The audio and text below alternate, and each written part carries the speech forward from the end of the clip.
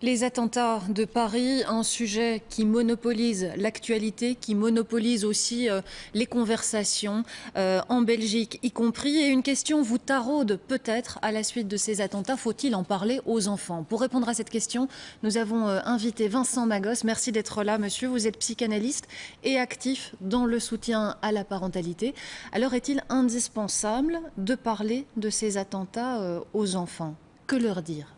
En fait, il faut toujours répondre aux questions des enfants. Bien sûr, ça dépend de l'âge et on ne pose pas les mêmes questions ni de la même manière quand on a 3 ans ou quand on a 12 ans. Mais c'est essentiel. Mais à partir de quel âge faut-il leur en parler? Dès qu'il y a une question qui vient, dès qu'il y a une question qui vient, il faut répondre. Maintenant, répondre, ça veut dire trouver les mots, trouver la manière, trouver le temps parfois. C'est parfois pas le moment, c'est parfois pas possible. On peut dire on en reparlera tout à l'heure. Vous dites trouver les mots, c'est justement ça qui est difficile et c'est ça que je pense qui tracasse pas mal de parents aujourd'hui. Quels mots utiliser pour leur parler de l'horreur? Il faut essayer d'utiliser les mots de tous les jours, de se dire, voilà, les parents n'ont pas nécessairement les réponses aux questions. Ils peuvent dire « je ne sais pas ». Dans un certain nombre de mesures, on peut dire « je ne sais pas, mais on va regarder ensemble, on va réfléchir ensemble ».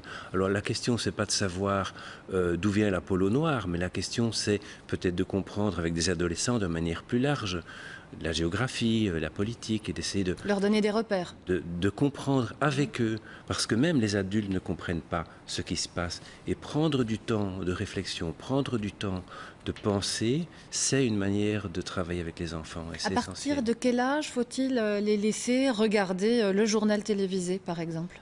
En fait, c'est très compliqué parce que les enfants sont sensibles à des images autres que nous.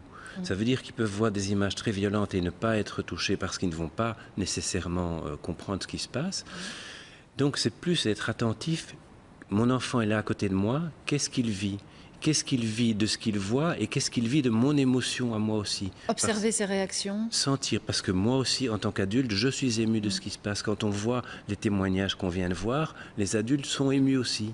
Comment ils peuvent parler de ça à leurs enfants? Mais très concrètement, il n'y a pas un âge qui vous semble un petit peu charnière pour justement laisser... bon voilà, parce qu'il y a l'enfant qui traîne dans le salon à l'heure où on regarde le JT, d'accord? À ce moment-là, il faut être attentif à ses réactions. Mais l'inviter à regarder le journal, à partir de quel âge est-ce que vous le conseillez? Il n'y a pas de recette, vous savez. On peut juste dire qu'avant 3 ans, il ne faut jamais mettre un enfant devant la télévision. Mais après, ben, ça va dépendre. Ça va dépendre de ce qui se passe dans la famille. Ça dépend de l'émotion dans laquelle le parent est.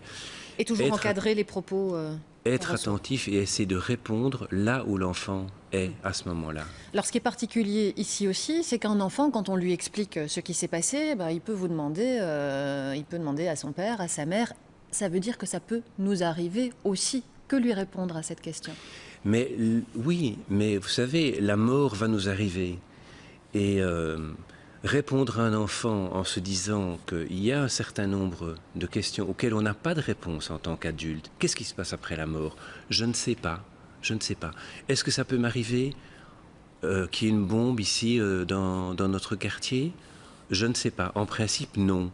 Il y a beaucoup de chances que ça ne se passe pas. Mais on n'est pas à l'abri. Et le fait que des adultes, dans des moments d'horreur, restent debout, restent à expliquer comment il faut penser, comment on peut s'arrêter sur les choses, comment on peut être solidaire, parce que ce qu'on a vu de la solidarité, c'est aussi quelque chose que les enfants sont en train d'apprendre avec ces événements. Ça, ce sont des choses essentielles. En tout cas, un parent ne doit pas avoir peur de dire « je ne sais pas Non. à son enfant. C'est important. Une toute dernière question, brièvement, s'il vous plaît. Après les attentats de Charlie Hebdo, il m'est revenu que de nombreux enfants dans les classes avaient des propos parfois très déplacés par rapport à des petits camarades musulmans. Ils faisaient des associations évidemment sensibles. Est-ce que vous avez un conseil, là, pour les instits, par exemple, ou pour les parents aussi? Le rôle des adultes, c'est de faire en sorte qu'il n'y ait pas de propos déplacés. C'est un rôle général. Et ici, peut-être plus encore que d'habitude, il va falloir être attentif à ça.